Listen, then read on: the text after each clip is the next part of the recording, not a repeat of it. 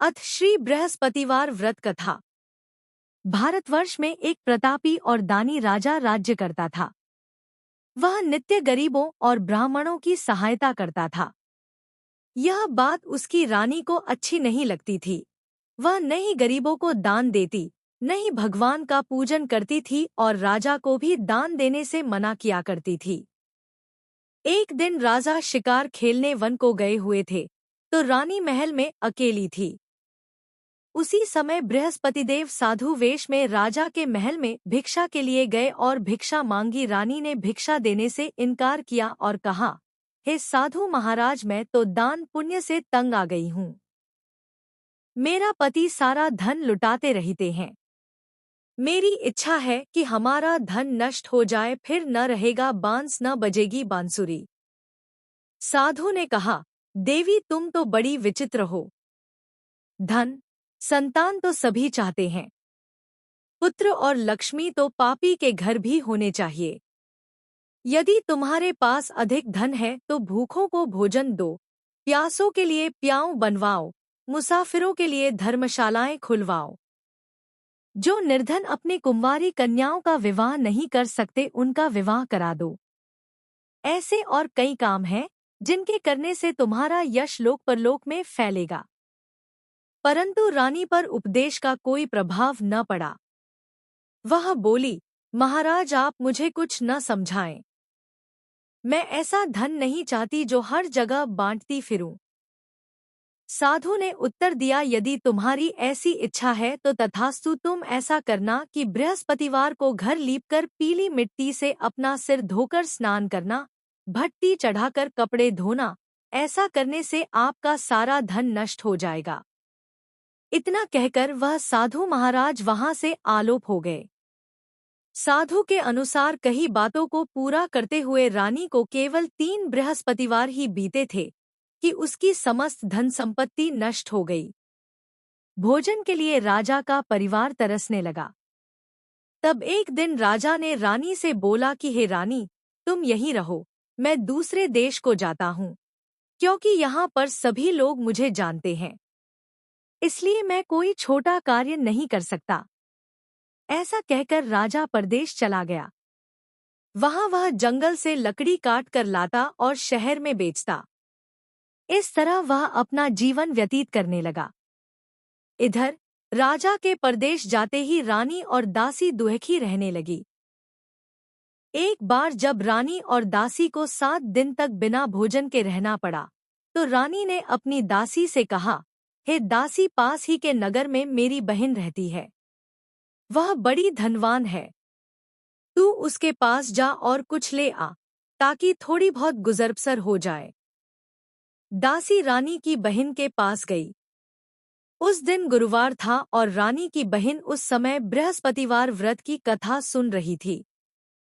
दासी ने रानी की बहन को अपनी रानी का संदेश दिया, लेकिन रानी की बड़ी बहन ने कोई उत्तर नहीं दिया।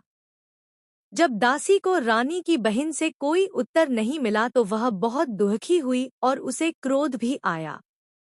दासी ने वापस आकर रानी को सारी बात बता दी। सुनकर रानी ने अपने भाग्य को कोसा। उधर रानी की बहन ने सोचा कि मेरी बहन की दासी आई थी, परंतु मैं उससे नहीं बोली, इससे वह बहुत दुखी हुई होगी। कथा सुनकर और पूजन समाप्त करके वह अपनी बहन के घर आई और कहने लगी, हे बहन, मैं बृहस्पतिवार का व्रत कर रही थी। तुम्हारी दासी मेरे घर आई थी, परंतु जब तक कथा होती है तब तक न तो उठते हैं और न ही बोलते हैं, इसलिए मैं नहीं बोली। कहो दासी क्यों गई थी? रानी बोली, बहन, तुमसे क्या छिपाऊं, हमारे घर में खाने तक को अनाज नहीं था। ऐसा कहते कहते रानी की आंखें भर आई।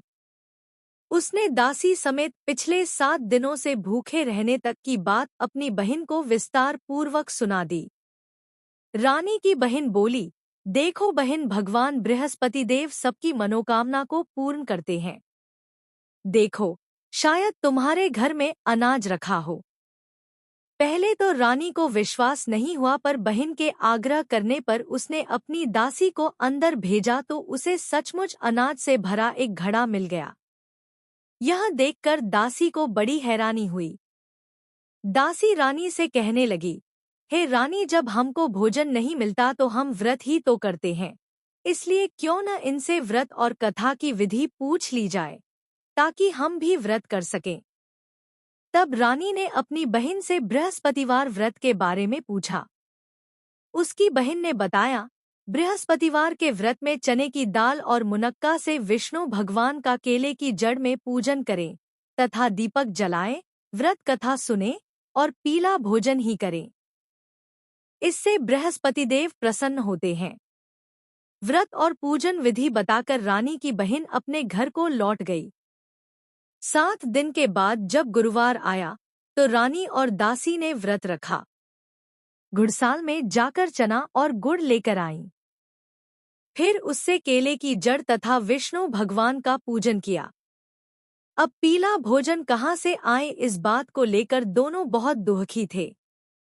चूंकि उन्होंने व्रत रखा था, इसलिए बृहस्पति देव उनसे प्रसन्न थे। इसलिए वे एक साधारण व्यक्ति का रूप धारण कर 2 थालों में सुंदर पीला भोजन दासी को दे गए। भोजन पाकर दासी प्रसन्न हुई और फिर रानी के साथ मिलकर भोजन ग्रहण किया। उसके बाद वे सभी गुरुवार को व्रत और पूजन करने लगी। बृहस्पति भगवान की कृपा से उनके पास फिर से धन संपत्ति आ गई, परंतु रानी फिर से पहले की तरह आलस्य करने लगी। तब दासी बोली, देखो रानी, तुम पहले भी इस प्रकार आलस्य करती थी। तुम्हें धन रखने में कष्ट होता था, इस कारण सभी धन नष्ट हो गया, और अब जब भगवान बृहस्पति की कृपा से धन मिला है तो तुम्हें फिर से आलस्य होता है। रानी को समझाते हुए दासी कहती है कि बड़ी मुसीबतों के बाद हमने यह धन पाया है, इसलिए हमें दान पुण्य करना चाहिए, भूखे मनुष्यों को भोजन कराना चाहिए और धन को शुभ कार्यों में खर्च करना चाहिए, जिससे तुम्हारे कुल का यश बढ़ेगा, स्वर्ग की प्राप्ति होगी और पितृ प्रसन्न होंगे। दासी की बात मानकर रानी अपना धन शुभ कार्यों में खर्च करने लगी, जिससे पूरे नगर में उसका यश फैलने लगा। बृहस्पतिवार व्रत कथा के बाद श्रद्धा के साथ आरती की जानी चाहिए। इसके बाद प्रसाद बांटकर उसे ग्रहण करना चाहिए। एक दिन राजा दुखी होकर जंगल में एक पेड़ के नीचे आसन जमाकर बैठ गया। वह अपनी दशा को याद करके व्याकुल होने लगा। बृहस्पतिवार का दिन था। एकाएक उसने देखा कि निर्जन वन में एक साधु प्रकट हुए। वह साधु वेश में स्वयं बृहस्पति देवता थे। लकड़हारे के सामने आकर बोले, हे लकड़हारे, इस सुनसान जंगल में तू चिंता मग्न क्यों बैठा है? लकड़हारे ने दोनों हाथ जोड़कर प्रणाम किया और उत्तर दिया, महात्मा जी, आप सब कुछ जानते हैं, मैं क्या कहूँ? यह कहकर रोने लगा और साधु को अपनी आत्मकथा सुनाई। महात्मा जी ने कहा, तुम्हारी स्त्री ने बृहस्पति के दिन बृहस्पति भगवान का निरादर किया है, जिसके कारण रुष्ट होकर उन्होंने तुम्हारी यह दशा कर दी। अब तुम चिंता को दूर करके मेरे कहने पर चलो तो तुम्हारे सब कष्ट दूर हो जाएंगे और भगवान पहले से भी अधिक संपत्ति देंगे। तुम बृहस्पति के दिन कथा किया करो। 2 पैसे के चने मुनक्का लाकर उसका प्रसाद बनाओ और शुद्ध जल से लोटे में शक्कर मिलाकर अमृत तैयार करो। कथा के पश्चात अपने सारे परिवार और सुनने वाले प्रेमियों में अमृत व प्रसाद बांटकर आप भी ग्रहण करो। ऐसा करने से भगवान तुम्हारी सब मनोकामनाएं पूरी करेंगे। साधु के ऐसे वचन सुनकर लकड़हारा बोला, हे प्रभु, मुझे लकड़ी बेचकर इतना पैसा नहीं मिलता जिससे भोजन के उपरांत कुछ बचा सकूं। मैंने रात्रि में अपनी स्त्री को व्याकुल देखा है। मेरे पास कुछ भी नहीं जिससे मैं उसकी खबर मंगा सकूं। साधु ने कहा, हे लकड़हारे, तुम किसी बात की चिंता मत करो। बृहस्पति के दिन तुम रोजाना की तरह लकड़ियां लेकर शहर को जाओ। तुमको रोज से दुगुना धन प्राप्त होगा, जिससे तुम भलीभांति भोजन कर लोगे तथा बृहस्पति देव की पूजा का सामान भी आ जाएगा। इतना कहकर साधु अंतर्ध्यान हो गए। धीरे धीरे समय व्यतीत होने पर फिर वही बृहस्पतिवार का दिन आया। लकड़हारा जंगल से लकड़ी काटकर किसी शहर में बेचने गया। उसे उस दिन और दिन से अधिक पैसा मिला। राजा ने चना गुड़ आदि लाकर गुरुवार का व्रत किया। उस दिन से उसके सभी क्लेश दूर हुए। परंतु जब दोबारा गुरुवार का दिन आया तो बृहस्पतिवार का व्रत करना भूल गया। इस कारण बृहस्पति भगवान नाराज हो गए।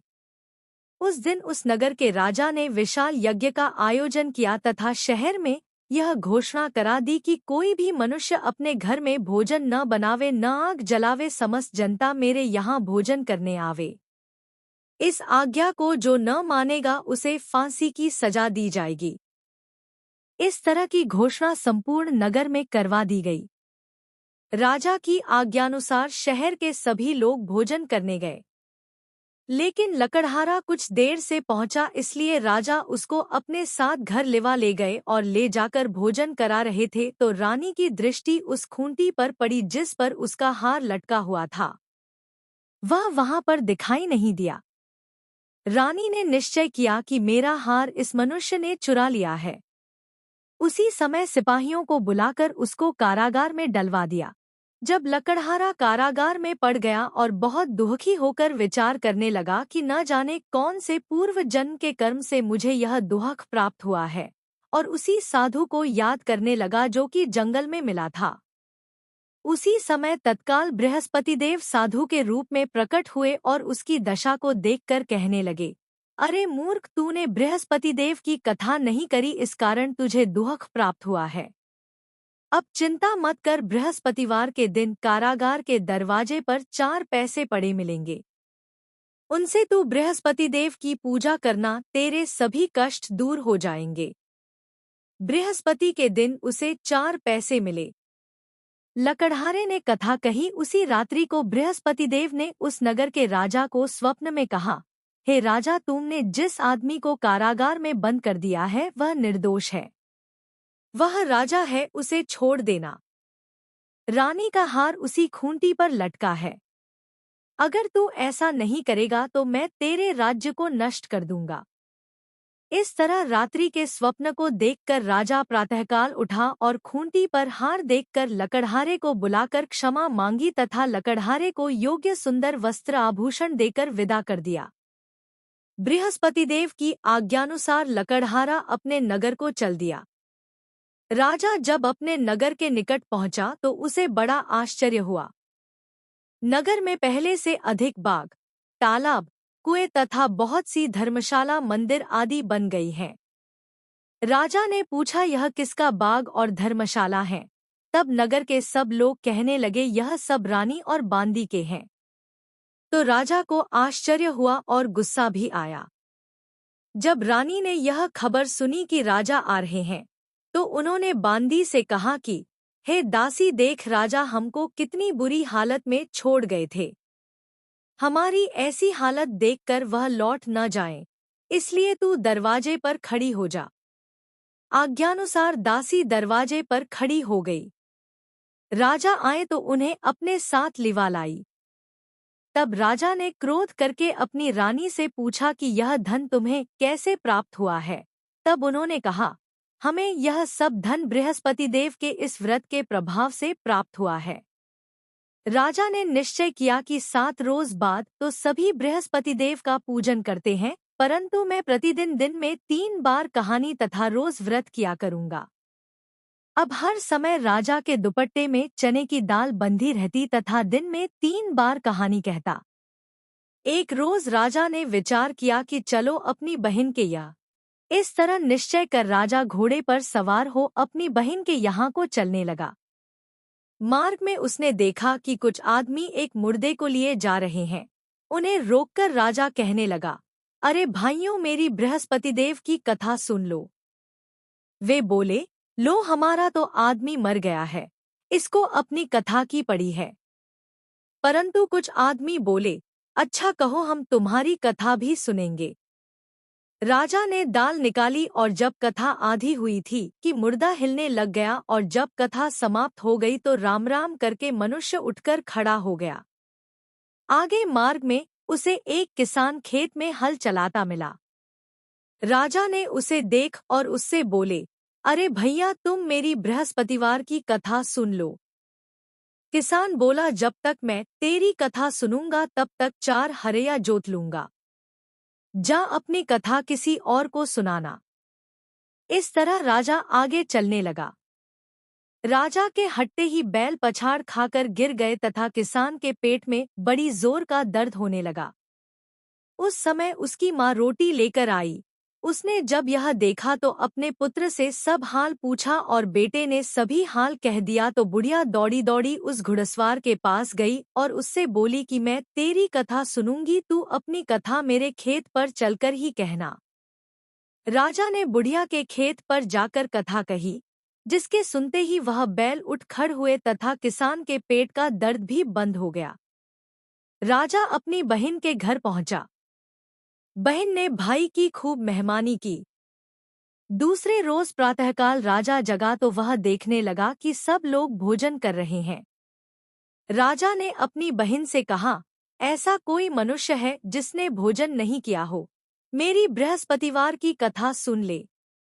बहन बोली, हे भैया, यह देश ऐसा ही है कि पहले यहाँ लोग भोजन करते हैं, बाद में अन्य काम करते हैं।